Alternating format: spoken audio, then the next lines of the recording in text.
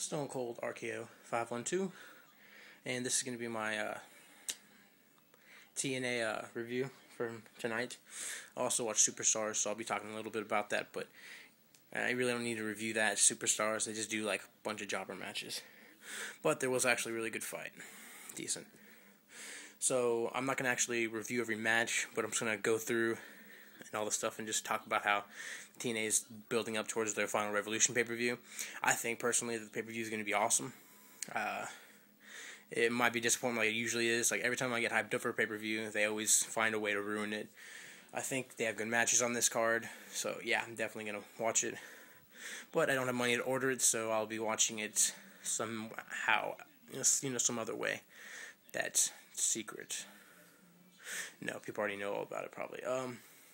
So TNA started off awesome. Like it was kind of like in mid match. There was like the four best tag teams like Inc., Beer Money, Motor Machine Guns, and Generation Me were already fighting in the ring for some reason. But it was an awesome match. What I saw from it, it was awesome. I was like, wow, this is already way better than the last TNA, which was crap, horrible. So glad they did it better. Great. This is a great great pay-per-view. Great TNA, I think. You had some good matches. There was Kaz versus Doug Williams. I don't personally like Doug Williams, but I think they might be doing something with him since he's not with Immortal anymore. So Immortal looked weak today. They have not really been really strong. They lost Beer Money lost against Inc. the first match, and then Kaz lost to Doug Williams. So I was like, okay, what's going on here? And they cut something with Matt Morgan and Ric Flair. Everybody came out and Ric Flair did a bunch of stuff. So yeah, I'm just gonna cut that. What else do I want to talk about? They haven't been using Jeff Hardy as much. Like, he's the champion. Why isn't he fighting any matches? Why is he just coming out with Immortal and attacking people? I know it's cool and all. Like, I like Jeff Hardy, but I really think they needed to be doing some matches with him. And yeah, two returns were tonight. Mr. Kennedy's back from his 1 month in injury, recovering from his injury, back of his head injury. And Kurt Angle's back. There was the main event was Jeff Jarrett versus Kurt Angle.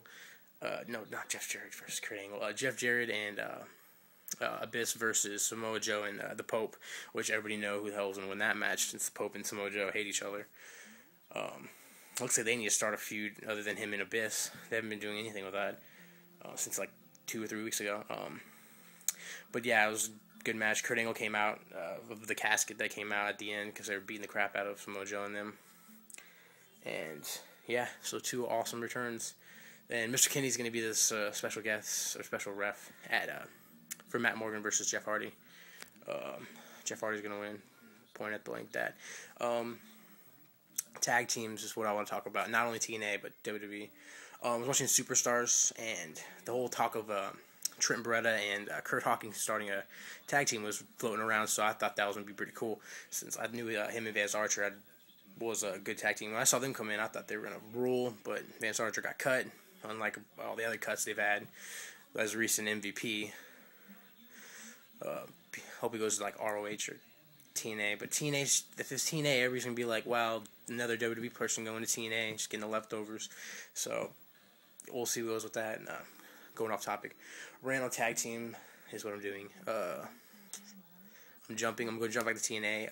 3D, they broke them up, of course. They cut a promo. It was awesome. They're making Bubba Ray look like a little girl running around. He runs away from Devon all the time, especially this last one. But their history, one of the greatest tag teams. I have to say, one of the greatest tag teams ever. Still, if still maybe one of the greatest. If they kept them as a tag team, but I like the fuse going on. So, TNA is better tag teams than WWE. Point blank. Period. Quote me on that. Shit, I keep saying a lot. So Trent Beretta and Kurt Hawkins. It looks like they're having a feud more like it. Kurt Hawkins came on the commentary and he was like, I don't like Trent Beretta that much. And I was like, but it could lead up to just like Santino and Baron Kuzlov, where they started like having a fight against each other. Then they ended up actually forming a tag team together and actually doing somewhat good. So they actually got a title, Santino and them, but they lost against Nexus, which was like one of the worst matches I've ever seen. Not one of the worst, but it was like a 1 out of 10 stars. That match. I don't know. I just had to do something there. So yeah, I will be watching Final Resolution. I think it's gonna be a great pay-per-view. You could tell me if you are gonna watch it. Just I know some people don't even watch TNA. I'm still hanging on there. It's still not like the good old days like 2005, 2006, and all like back then. But still, it's wrestling. I personally just started watching CZW. I think I said it right. And ROH, thanks to a YouTube person YouTuber that helped me out with that. So yeah, thumbs up for tonight's TNA. It was actually pretty good one in a while. So if you haven't watched it, watch that, and then watch the pay-per-view because I'll vouch for it. It's gonna be good. I promise it will be. So Stone Cold RKO 512.